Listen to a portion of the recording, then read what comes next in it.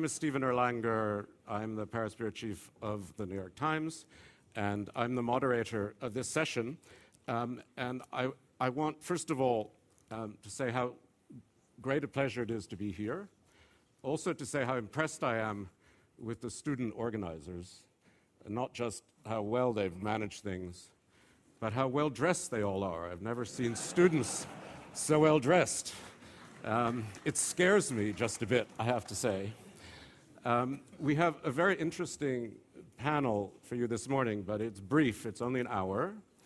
And so I'm going to ask all of the panelists to speak, and then I may ask them a few questions, and then we're going to go to questions from you, because my theory is always that, in fact, people come to ask questions and not just to listen. The students are running this, but you've all left college a long time ago. This is a very important topic, it seems to me, because it really does go to the heart of what is power and what is just and what is justified. It's about a rising world and an older world. It's about who's responsible and who's obligated.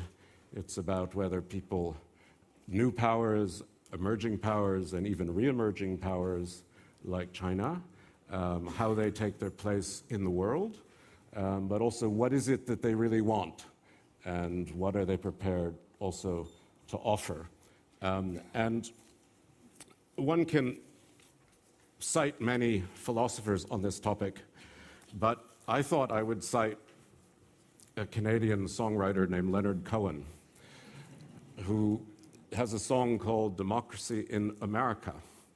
And one of the verses goes something like this: "It's coming from the sorrow in the street, the holy places where the races meet, from the homicidal bitchin' that goes on in every kitchen to determine who will serve and who will eat." So that is our question today. Who in the world that's coming, that we see the outlines of, who will be serving, who will be eating? Is it possible to share? So we have, I think, an extremely good panel. Kamal Nath from India is the Minister of Urban Development. He's a businessman, he's a politician. He is, everyone tells me, a very results-oriented man, a doer, not a talker. We have from China Mr. Yafei He, who is China's ambassador to the UN organizations in Geneva, who has served in America and many other places, and who's a very experienced representative of his country.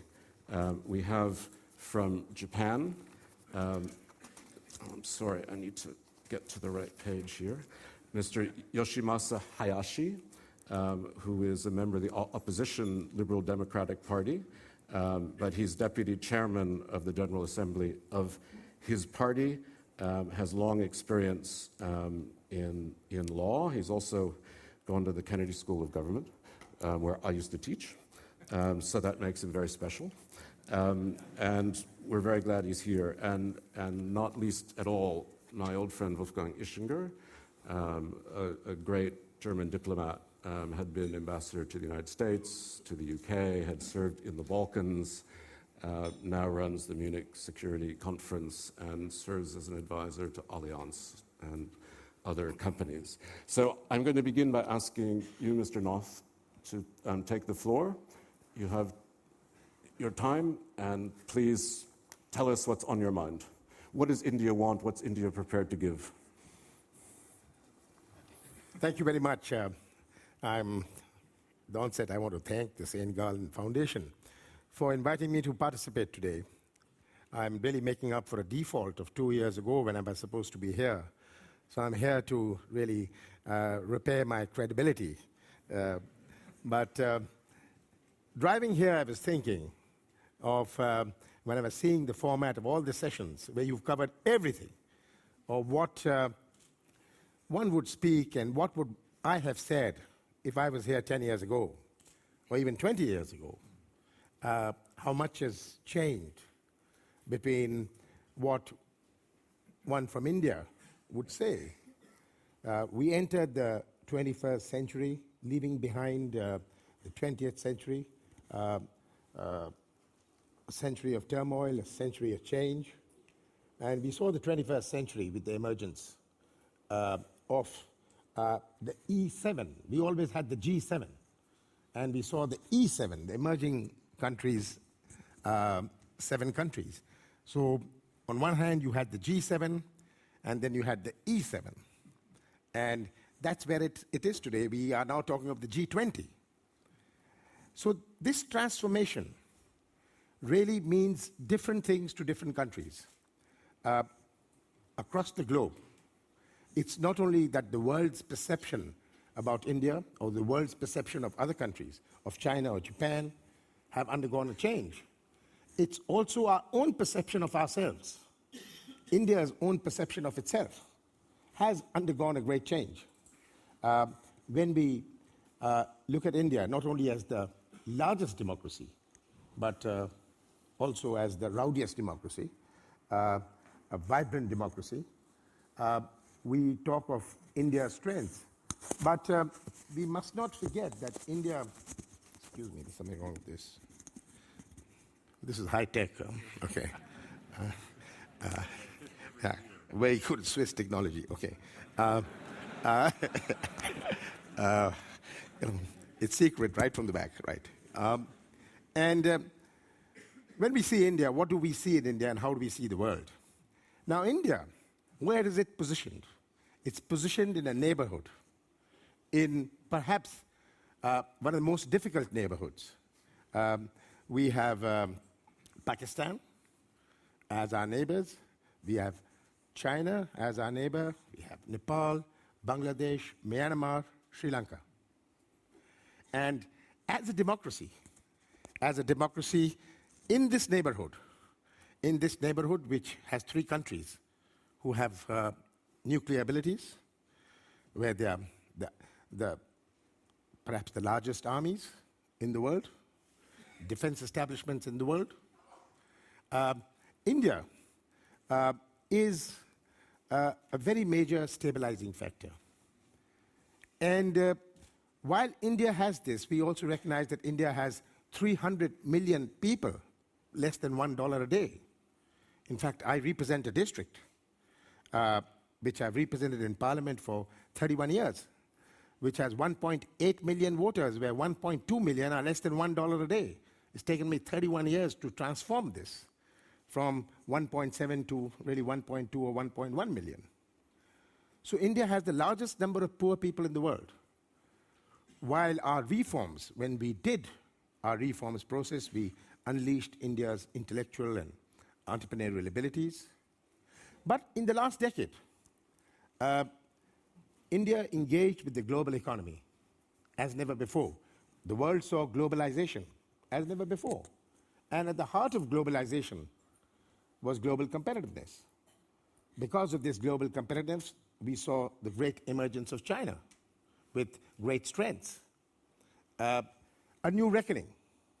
And I think that is the big change, not only in the economic landscape, where perceptions about ourselves have changed tremendously. We today have the G20 talking about new formations. We saw in the last 10 years terrorism becoming a global issue. In India, we used to always talk of terrorism. We were victims of terrorism. But the world didn't look at terrorism as a global issue. It took a 9/11 for the world to recognize that terrorism is a global issue. The Osama bin Laden episode is one of the milestones in this terrorism, and a great challenge. But I see that how does India and all countries respond to the 3 Fs: fuel, food, and finance. We saw the financial crisis. In India, we didn't have it. Sometimes I tell people that in India, we never had it because our bankers did not speak much English. Japan never had it also. They also never spoke too much of English. So India rode over this financial crisis. And while in the Western world, governments were giving money to banks. In India, banks were giving money to government. That was the big difference. So we had the financial crisis, which was a great awakening. That's going to be a big challenge. How do we get the financial system of the world moderated, sensitized to the 21st century, to the new realities? It's one of our big challenges. The challenge of food. In India, when we talk of being on a growth trajectory of 8%, what does this 8% mean? In Europe, they would think that 2% and 3% is a good number. So 8% means 4 times 2. But for us in India, this 8% growth means that 25 million people move from having 1 meal a day to 2 meals a day. So many more millions of people move from having a mere 2 meals to a better 2 meals. What does it mean in terms of food? When we look at agriculture around the globe, where we see this diversion into biofuels, we see major food producers. We see these huge commodity prices, both soft commodities and hard commodities. So food is going to be the next challenge of international politics. And then we come to fuel. What is the fuel for the future? What is the fuel for the future? How is it going to synergize with the environment? And the world has been grappling with this. When we talk of fuel, is fuel going to fuel growth? Or are we going to have non-conventional energy? I remember in 91 when I was the environment minister, and we had the Earth Summit, and we talked of great contributions by the developed world on non-conventional energy, in solar, in wind. But for 10 years, the world sat back doing nothing. And what happened in solar? Nothing. The countries which had the sun did not have the money, and those who had the money did not have the sun. So that was, again, now a new awakening. So what is the challenge of fuel and fuel pricing on small economies and medium economies? The availability of fuel. So fuel, food, finance are going to be challenges. The integration of the finance, of governance. There's been a great deficit, governance deficit, in the financial world, in the Western world. And the world recognizes it today. How do we have a secure financial system? Because the world today is more interconnected and interdependent than ever before. And it is not the ambitions of international politics, but it is the limits of international politics. It is how we are going to define the limits of international politics. And how does this interconnection and interdependency mean to both developing countries, to the less developing countries? How do we look at Africa in the new architecture? Not merely the economic architecture, the political architecture, the hunger for democracy, the reforms in democracy. In England, they just were having a vote on whether they should have the same parliamentary system. So reforms in governance means also reforms in the kind of democracy. The hunger for democracy now emerging in the Middle East and in Africa. And it is here I think the world has to share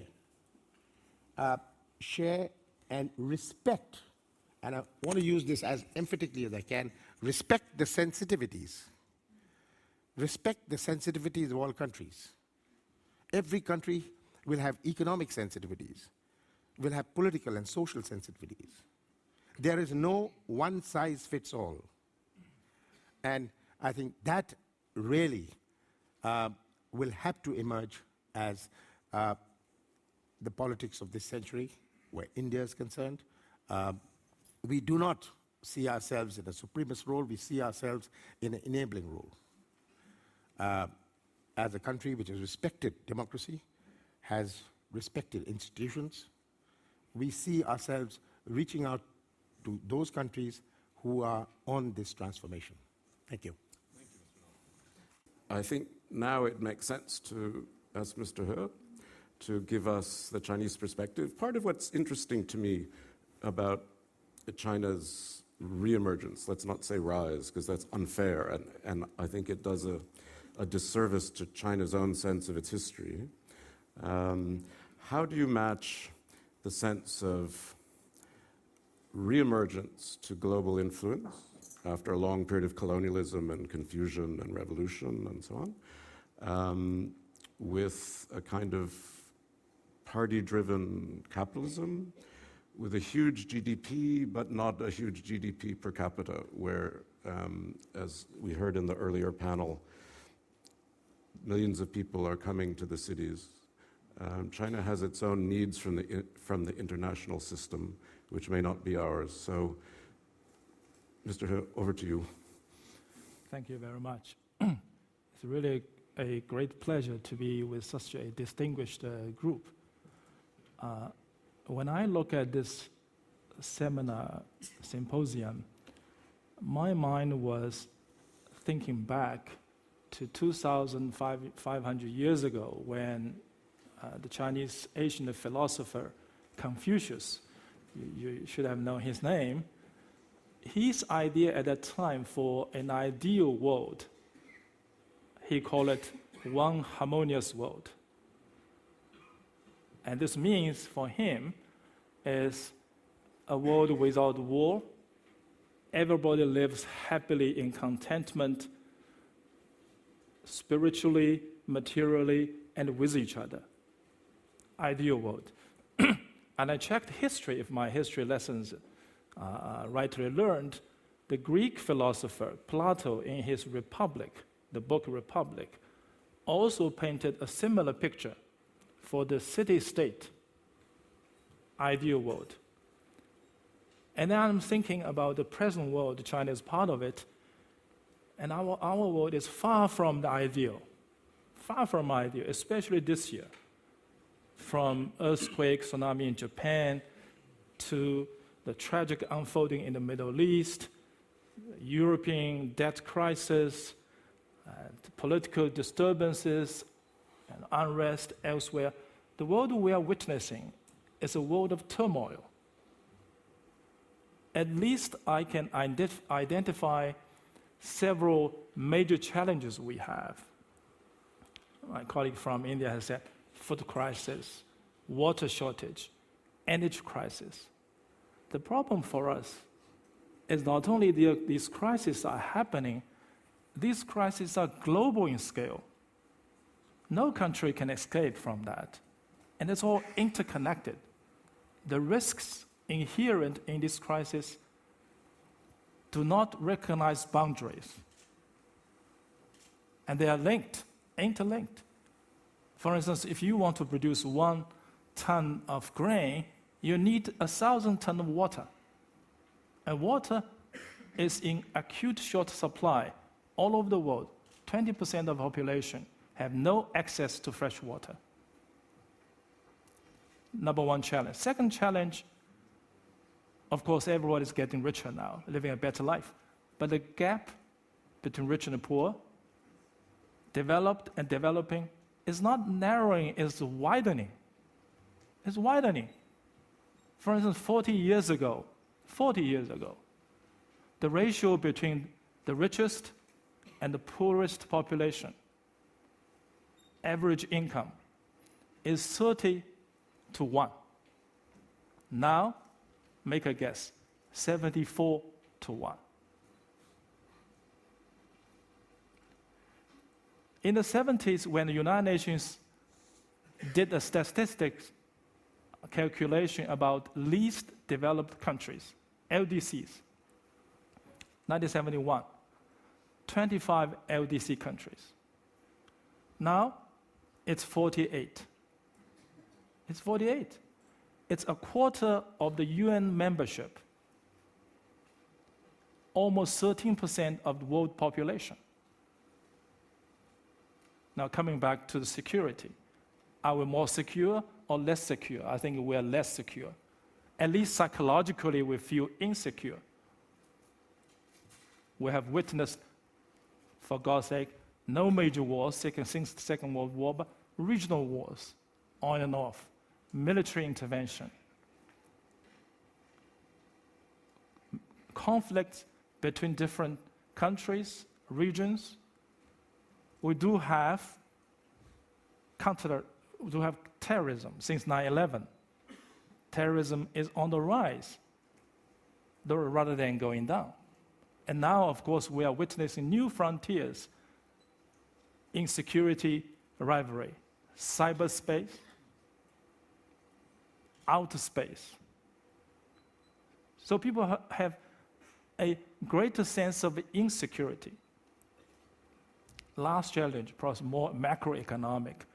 Our system, the international system, the institutions associated with that system, are they adequate to deal with the crisis, deal with the problems we have? No. The answer is sorely no. We are doing our best to address, to rectify this imbalance. We have made some progress by G20, reform of Bretton Woods institutions, but not enough. Not enough. For instance, the international monetary system,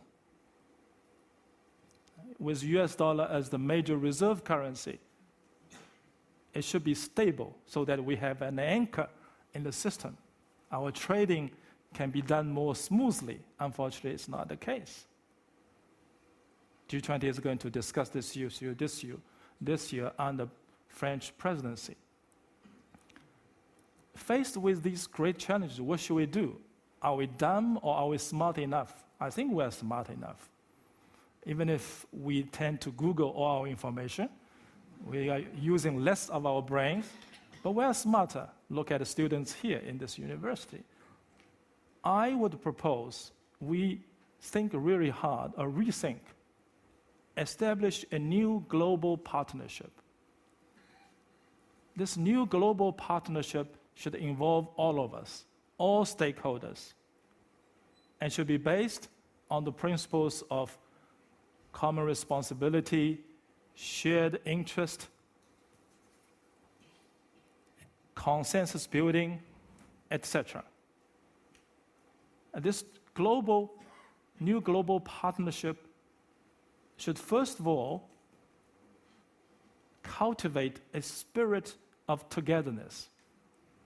We should not think only in terms of our own national interest, our own interest in one particular company or community, because we are all in this together, in this big boat.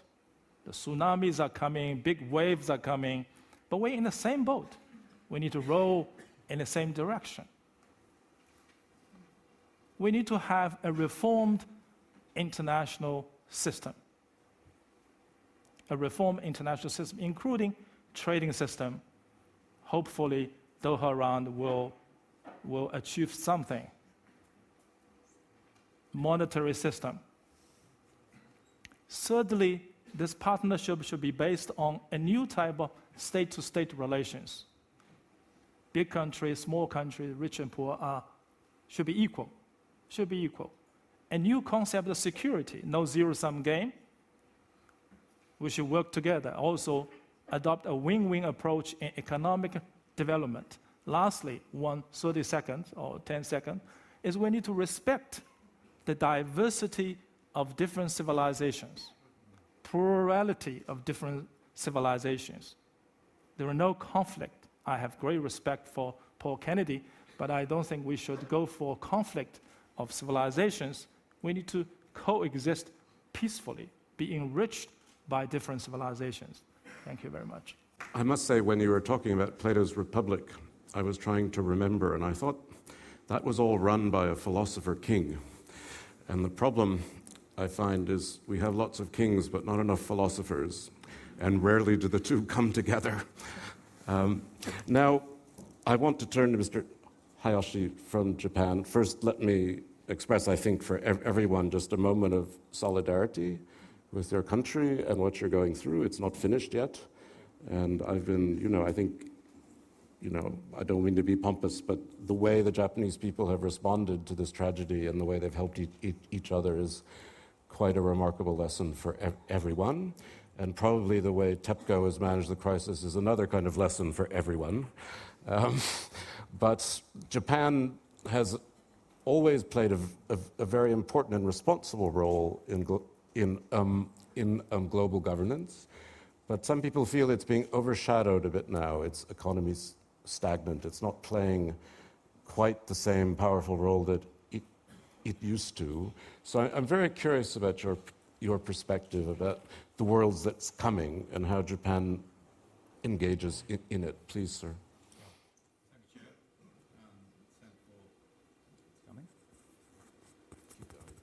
All right. Thank you for these opportunities. And first of all, I'd like to thank you, everybody, from all over the world to help Japan and pray for Thank you very Japan. much. So that's not working now? No, it's not working. Not coming? I can't hear you inside. Good. Actually, can you put it a Can I little bit continue? back? Just Try wait. again, but Nice talk for louder. photos. Talk louder. You're the chief. Hear me? All right. Okay, off you go. Seems like tsunami just disturbed this system here. But Perfect. I'd like to thank Great. you all from everywhere in the world. Send a message and send warming message to the Japan after that earthquake and tsunami happened in the 11th of March. That was hard, and I've been there to visit the cities and villages and found that all those devastated area can continue as long as you can see, many, many kilometers. So it's not just seeing in the TV or seeing the picture of the magazines and newspapers, but if you are there, you will feel the bigness of the disasters. But like Chair said, when I visited Sendai cities and visiting all those gymnasium, school that people evacuated, and I asked them, what do you want me to do? And they said, nothing. I thought, since I'm from opposition party, they said that. But no, that's not that reason. But they said, we are here okay with warm milk, warm meals. So please help others who are not still in these places. So that's really deeply impressed me about how they feel about others in that sense. So, like the Mayor Giuliani said after 9/11, he said to those who said to me, New York will never be the same. I said, I think so too. It will be better.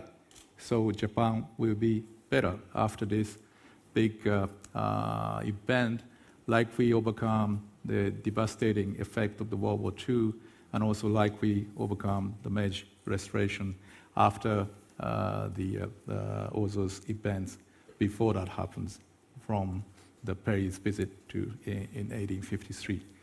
So back to the topic about the global governance and global systems, like my Indian colleague and Chinese colleague already mentioned about what's going on. And we've been through this modernization since Meiji Restoration, and it's the same, the crash of civilization, westernization, or keeping civilization, which we have.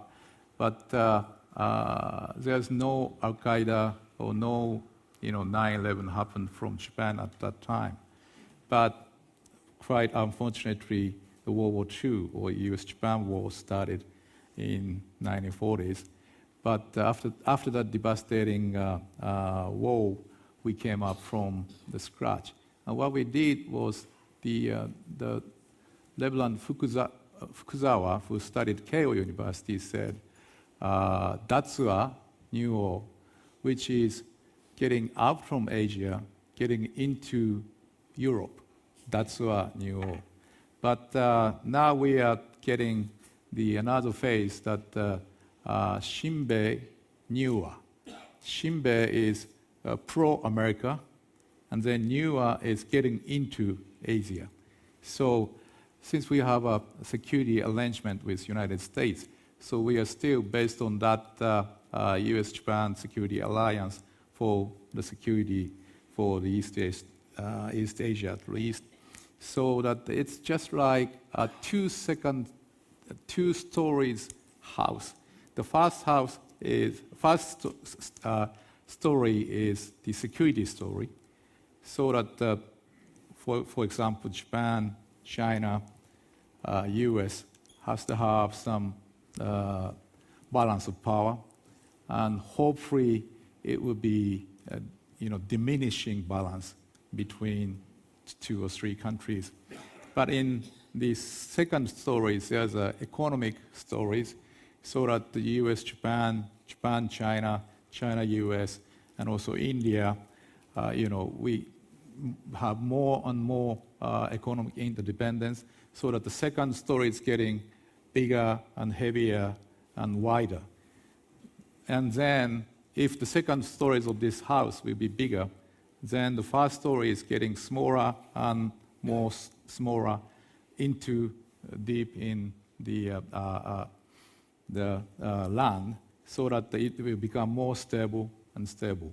So that's how we have to aim for the 21st century, stabilize the security situation while expanding the economic interdependence and economic prosperities. So we've been experiencing through those rapid growth. Japan in 1960s, 70s grows like 8-10% per annual, and our GDP and also GDP capita became number 2. But now I think the GDP per capita becomes number 17. So lost decades resulted in this economic situation. But still, we are hopeful about the Japanese potential economic and also science and technology powers. So what we are trying to debate now in Japan is from GDP to maybe GNP. GDP is domestic production, whereas GNP is national production. So whereas the Japanese students go abroad, study there, got jobs there, and creating some economic results there, that doesn't count in Japanese GDP, but still Japanese GNP. And also, to further point, I think the GNP, gross national production, is maybe GNP, but gross national peace. Now we are looking for something we cannot measure by the money.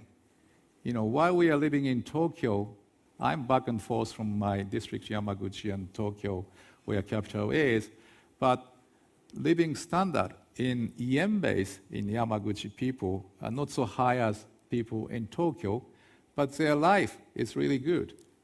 Bigger house, surrounded by greens, golf courses very close, and many fishes very fresh, which you cannot buy in cheaper price in Tokyo.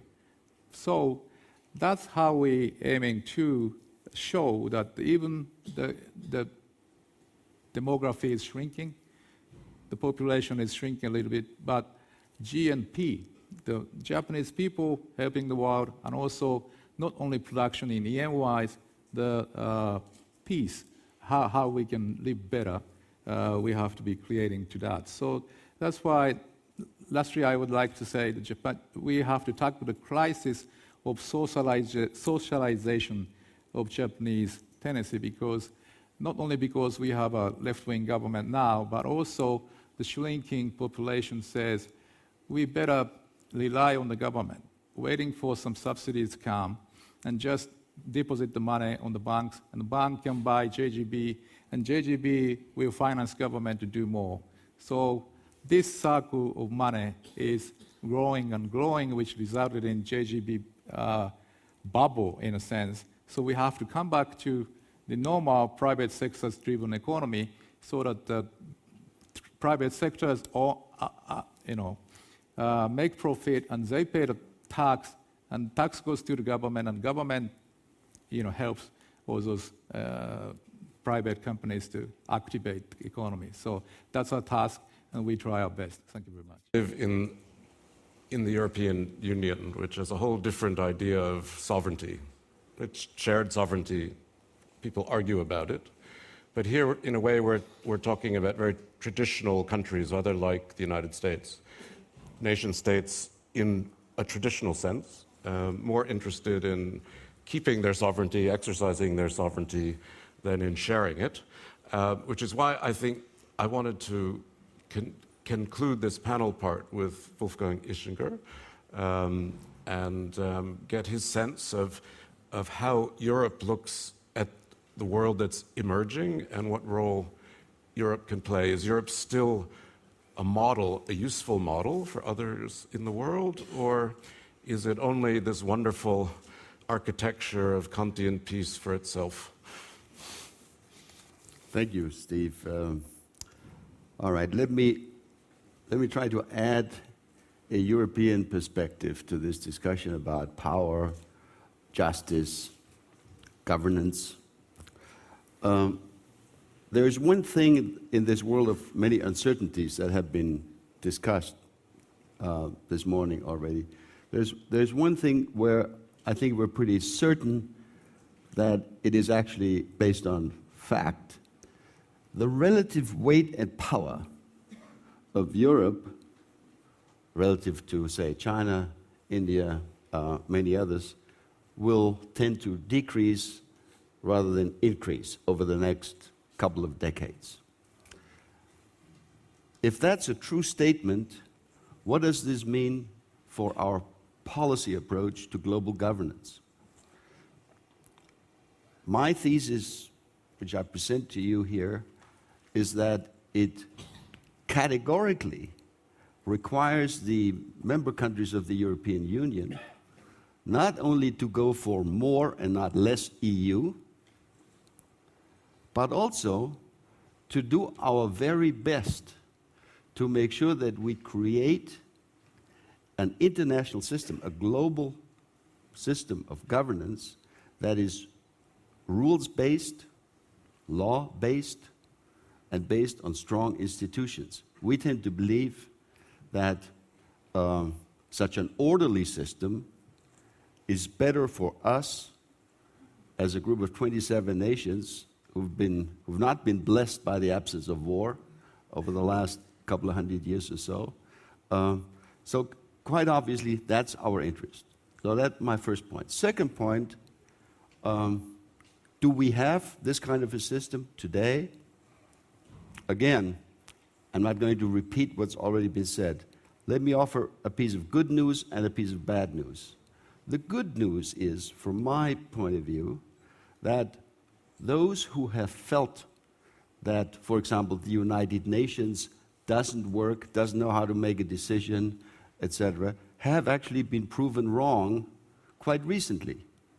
Even if some countries have abstained, like China, and actually my own country also, on this Security Council Resolution 1973 on Libya, it is actually a demonstration that the United Nations Security Council is capable of taking decisions in very difficult situations, involving even threats of not only economic sanctions, but threats of actually military action.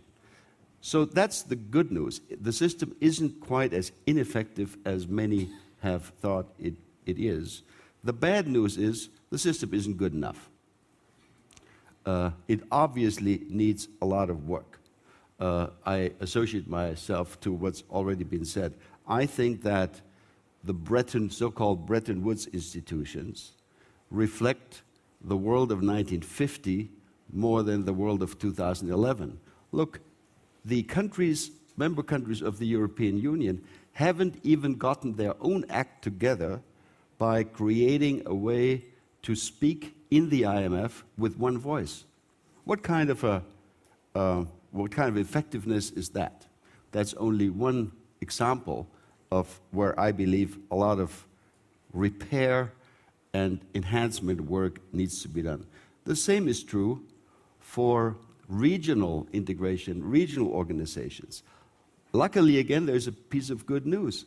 I find the fact that the Arab League has, for the first time that I can remember, decided not to blame Israel and the United States for all the evils in the world, but has actually started to deal with their own regional issues in this Arab Spring that we're watching. That's great. That's good news.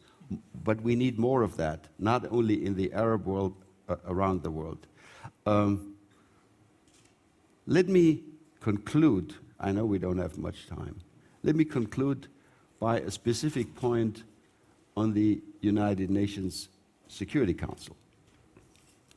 A lot of discussion has taken place over the last decade or so about the need to reform the entire UN system, but specifically the UN Security Council. And it's true, this council reflects in its permanent membership the 20th century in some way, but certainly not the 21st century. And I think it's an obvious case, doesn't even need much explanation, that countries like India and Brazil ought to have, just like the United States, Russia, and China, a permanent seat in this council. It should be enlarged and should be reformed. It should have more legitimacy. It should reflect our world of today. Does this mean that Germany should also have a seat? I have been personally, and this is just a personal comment, I have been skeptical about this desire of my own government, and I've always said so, and I'll repeat it here. I think that it's actually not such a great idea to think of a UN Security Council where China would have one seat, the United States would have one seat, and Europe would have 3. It's just not right, in my view. This is why I believe that we should go for an EU seat in the United Nations. That would look right. 500 million people being represented by one ambassador, by one seat. And actually, that would be a great demonstration of our determination to make more of the EU, to create a better, a more capable EU, which I think we in Europe need as our global influence begins to shrink. Thank you, Steve. Thank you, Wolfgang. Just before I go to your questions, so I want to give people a chance. I just want to ask Mr. He one thing, if I may, which is chairman's privilege. On questions of currency, on questions of climate change, the world is asking a certain amount from China. One is a reevaluation of the currency. On climate change, it is said in very polite ways, but it's please restrain your growth so you don't create so much carbon in the air. We've created tons of carbon ourselves, but of course, now we're cleaning up. Is China understand these requests? Does it resent them? Is it prepared to play? Or does it see these questions as really touching sensitively on its sovereignty? Well, thank you very much. These are, I would say, 2 of the most important questions, not only for China, but for the international community. Let me try to answer them one by one. On currency, currency is a part of monetary policy. If you look at the current world, US dollar is, as I said, the major reserve currency. And you have euro, Japanese yuan, and others that formed a system, monetary system. That system has worked for several decades, but now is under strain because the relative strength of global economic landscape is changing. We have emerging markets taking up a larger share of the production and the services. So there is a need for us to have a new look at this monetary system. For China, we understand that IMB has to be floated on the market conditions, under market conditions. So we have adopted a flexible attitude toward the value of IMB, taking into account our own interest That's obvious. We have to make our economy stable, economic growth, and also the interest of the international system, our relations, trade relations with other countries. IMB has appreciated over 20% in the last 2 years, actually, already, and still appreciating. So I think it will be missing a point, if not ill intention, to blame China for all the wrongs in the international trading system. It's not right. On climate change. On climate change, this is a challenge faced by all of us. It's not a challenge for China alone, or for US or for European Union. It's a common challenge. For China, we are acutely aware of the carbon emission we are making. China probably, in terms of volume, is number one in carbon production. But the reality is, we are manufacturing a lot of products that are consumed elsewhere. It will be unfair to say, look, China, you have to reduce to a certain extent carbon emission, but at the same time you have to manufacture all these goods for us. Solar panel. The solar panel you can use to produce electricity is totally clean. I once talked to the CEO of Suntech, Mr. Shi, in China, biggest solar panel producer. 95% of these panels are exported to Europe and the United States. But we have left the pollutions in China. We're paying a price. Should we be blamed for doing that? I don't think so. I don't think it's right. That's a good answer. Thank you. Okay. Okay? I mean, just... Another thing. Okay. Is that we have, even for that, even we are knowing that we do have a responsibility to reduce energy intensity of our production and also go into renewable energy. I'll give you one figure. For 2010, the whole world invested $234 billion in clean energy, of which China takes up 22%, roughly $54 billion. China is number one investor in clean energy. That should tell you a lot. Thank you. Mr. North, did you want to say something on this topic? Well, on climate change, I think the last several years are being spent in trying to rewrite what was already there. We, at the Earth Summit in Rio, had the Climate Change Treaty, which went on to the Kyoto Protocol. And India, as a responsible country of the global community, we are committed to following a sustainable path. But we must not forget that there will always be the question of per capita emissions. No country, China or India, would be willing to compromise or sacrifice on its developmental path to compensate for the Western countries' pollution levels. Of course, we want to do it differently. We don't want to do it because the world knows much more than what the West did. But we must not try and rewrite. There were commitments in the Climate Change Treaty. Those, if we try and rewrite it, I think we are really opening up what has been achieved. And we would have to respect per capita emissions. India is committed that we will not let our per capita emissions be anywhere near the Western world. We don't want to touch the Western world. So. All right. Now, what I'm going to try to do is just take a couple questions from the audience, if I can see them, and then I will ask the panel to think about the questions, and then I will come back to them at the end and let them answer the things that interest them the most. So I see a woman's hand in the middle. If you could stand up, yes.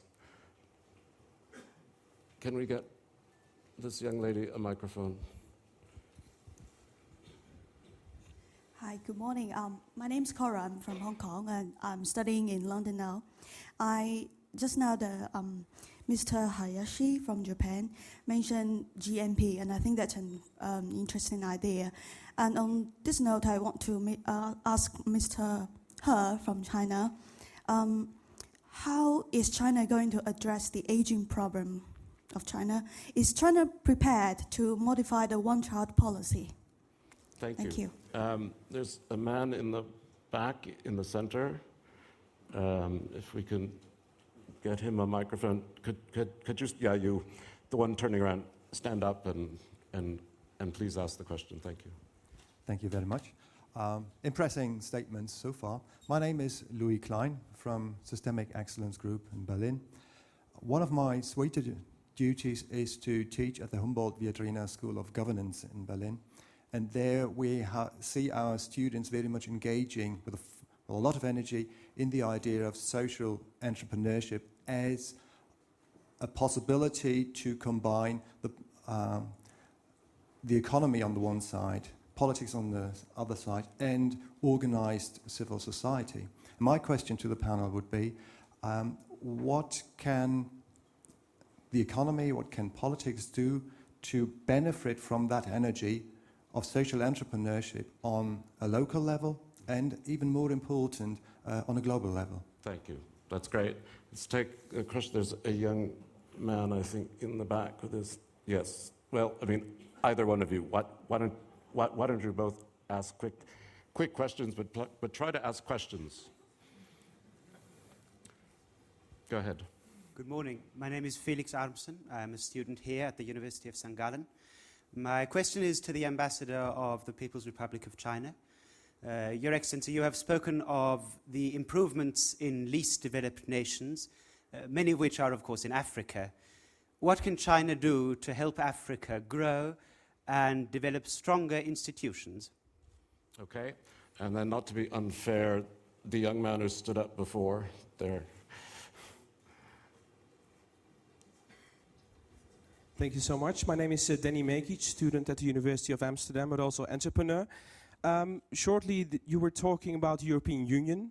A lot of people living in Europe are against a stronger European Union. For example, in Amsterdam, our local zoo doesn't get any subsidies anymore because Europe decided that's it's against the rules. And I'm wondering if the panel could say something about their view of the European Union and whether they're for or against a stronger European Union in international perspective.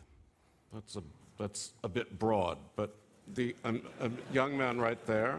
Yes, sir. You in the glasses, please stand up.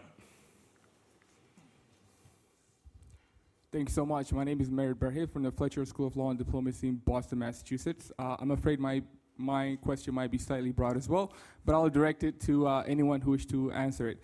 There's so much, there's a wealth of discussion about whether or not our international institutions are adequate to deal with some of the problems that we're facing and we're continuing to face in the future. So I'm wondering if you have any models that you would like to suggest in terms of how that could change, or if you have any specific proposals as far as any changes made to international organizations. Thank you. Those are always the hard questions. Let me take just two more quick questions, then we'll go back to the panel. There's a man in a gray jacket who is very eager. So if we could get him the microphone. Yes, thank you, sir. Go ahead. Thank you. Mads Christensen, Copenhagen Business School, student in Business Administration and Philosophy. In the former session, we learned that long-term thinking could in fact be a competitive advantage. However, we also learned that this kind of thinking is not necessarily congruent with the political system that we have in the Western world, democracy that is. And this was in fact also one of the reasons why Plato himself was not a proponent of democracy, and I think, with all due respect, that it would be a stretch to call Confucius a proponent of democracy. So my question is, why are we so certain that democracy is the right political solution? That's a good question. I'll take one more. There's a woman in the back in black with glasses, I think. Yeah. And then, well, we've got a girl. Sorry, it's just not that girl.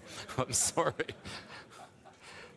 Thank you. My name is Adeline. I'm from the Singapore Management University, taking economics. And my question is, we heard from the panel that countries we are all in the same boat, and we should go in one direction. But the question is, there seems to be, from the discussions going in global forums, conflicts of interest with certain nations. So my question is, Some serve, some eat, and in today's world, classified into developing nations and developed countries, who serves and who eats then?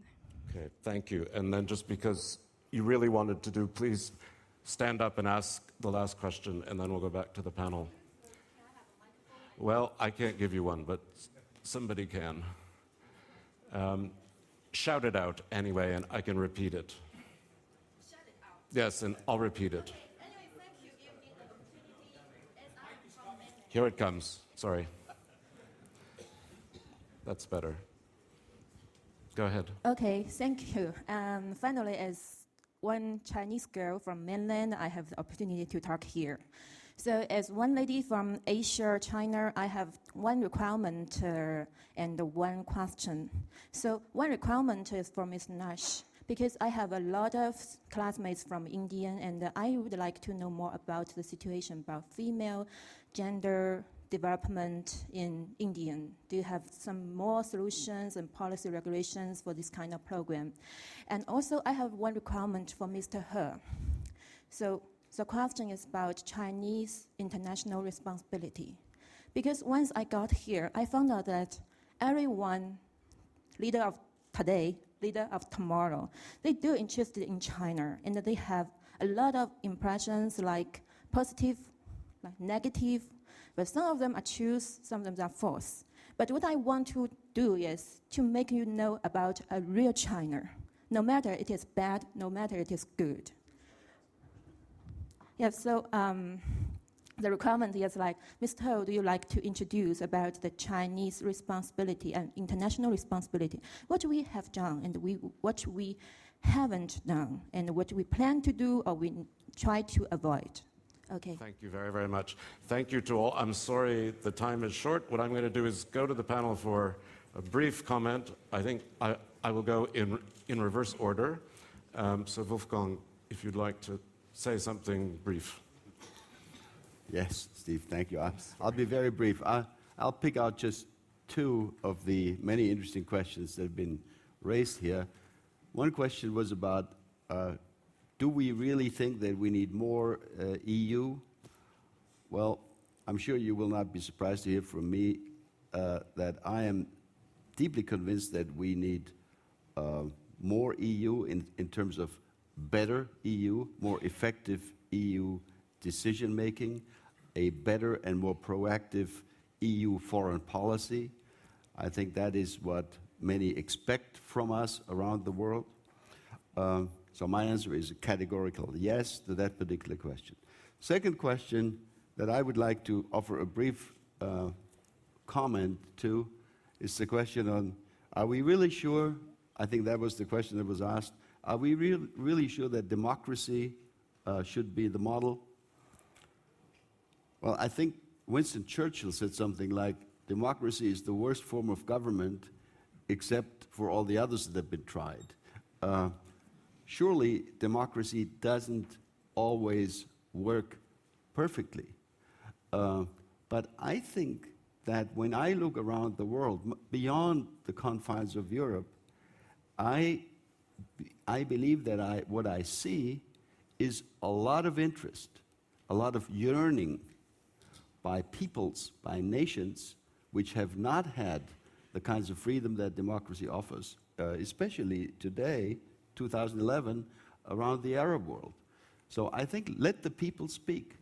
And if they want to have more freedom, more openness, more self-determination, democracy is certainly one pretty decent and proven way to offer that. Thank you. One comment on democracy and one about the EU, and just one comment on currency. The democracy, like my colleague said, is the last resort, I think. So that the Churchill lost the election by ending wars against Germany. And also, Germany started the war democratically elected Nazis started the war. So our former Prime Minister Nakasone says, as a politician, you always have to be very aware that you will be on the spot in a trial seat as accused. That code name is history. So That's how we have to be very careful about the democracy. But I think other than democracy, there's no model. One thing about EU, the EU studies still core energy, but when it goes to currency, I have a little thoughts or a little bit concern or doubts about that, because if the currency is one, but you still have each government is doing fiscal policies, making budget, doing subsidies. So if one government has a fiscal policy but not monetary policy, then eventually that might be a very difficult situation like EU have now for all those PIGS countries. So that's my comment on the EU. And one thing on currency, I just had a nice talk with the People Bank of China last time I visited December. That in 1964 there's a Tokyo Olympic game, and then 1970 we have a Osaka Expo. So it took 6 years for Japan to go from this to that. And in Beijing, there was Olympic game in 2008, and then in Shanghai, you have an expo in 2010. So it took only 2 years. So you are 3 times much speeder than us, faster than us. Right. So Plaza Accord was 1985, 15 years after Osaka Expo. So if you're running 3 times faster than us, then next Plaza Accord or Beijing Accord could be as early as 2015. Okay. That's it. Mr. He. Lots of questions. First, about the population, aging, and the one-child policy. Aging is a challenge for China now. It has happened in Japan, South Korea, and Asia. It's coming to China. Now, people live longer. The people, let me rephrase it. People 60 years and over take up more than 10% of population now, and it's growing. Certainly, it will put lots of strain on the pension or infrastructure, on the labor force. Labor force is shrinking. We have reached a tipping point in demographic line. We're going down now. The tipping point probably is this year. So naturally, people are thinking, what should we do with one-child policy? One-child policy has made its historical contribution. By now, there have been 400 million people less because of this population policy. 400 million people less. Just imagine if we have 400 million people more in China, what the situation will be in China. It will be a different China now. It will be a different world now. So it's going to start a process where we have to rethink. Actually, the policy has been refined a little bit, because for now, if both parents are one child, they are allowed to have 2 children. It's already happening. Next step, probably, if either mother or father is one child, probably you can have 2 children. So it's happening already. First question. Secondly, China's relationship with Africa. This relationship goes back to the 50s and the 60s. It is a very strong bond between China and Africa.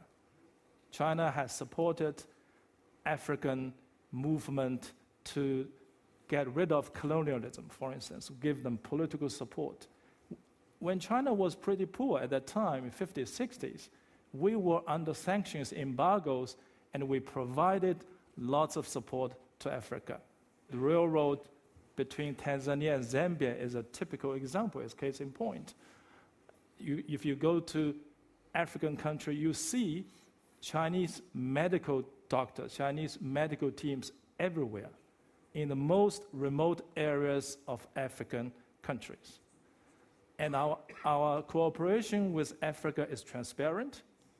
Now, of course, there are resources to be had in Africa, but it's a win-win approach.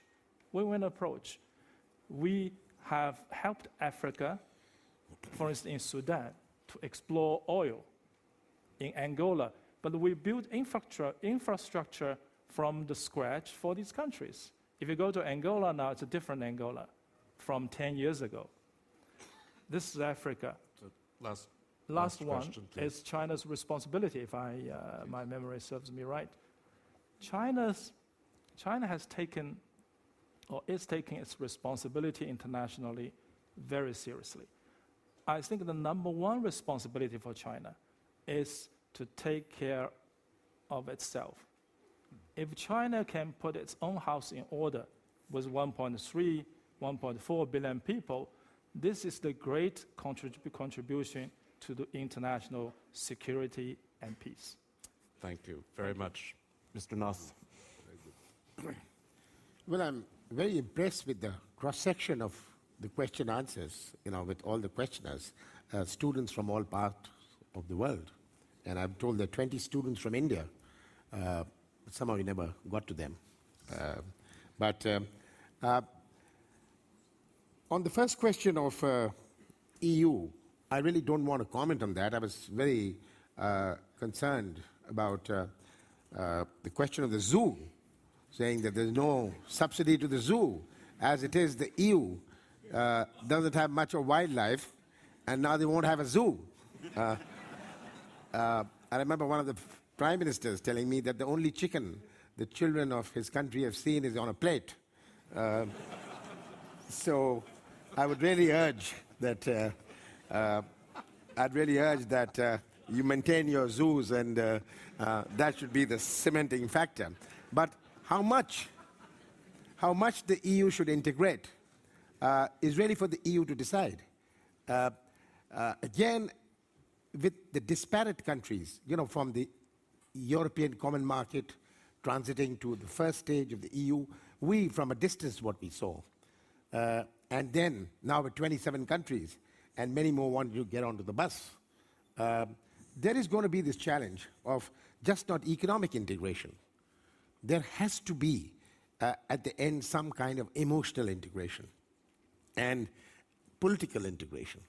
Unless that happens, it'll just remain a customs union or something, economic.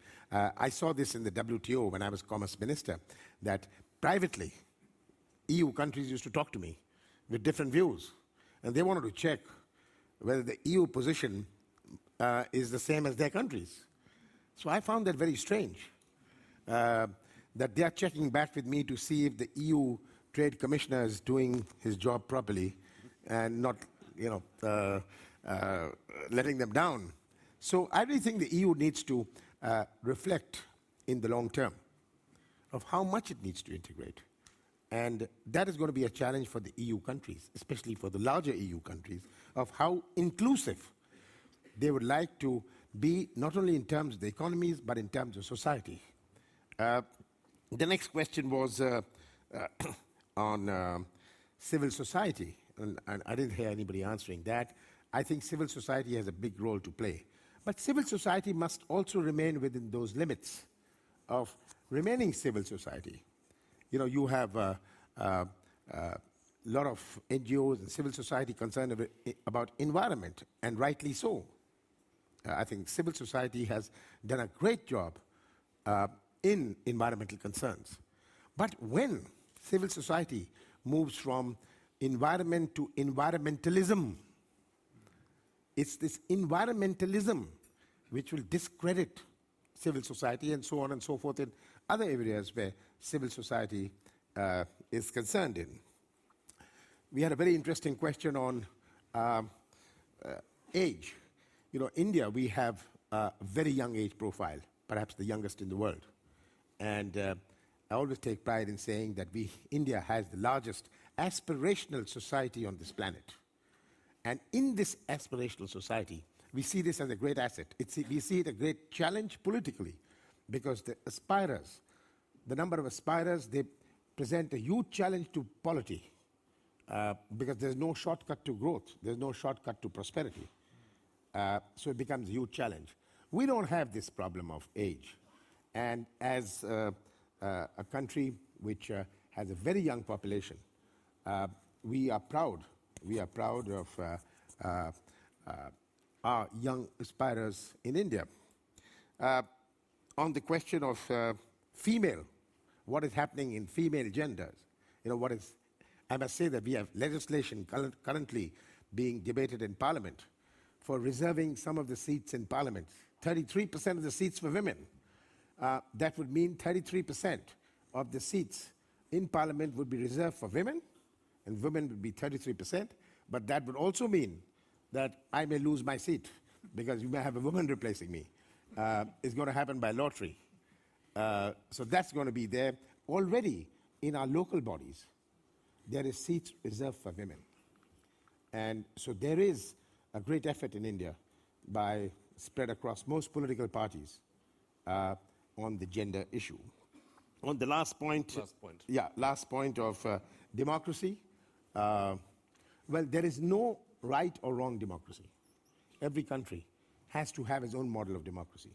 Let's not try and impose any particular democratic model. There is now hunger for democracy.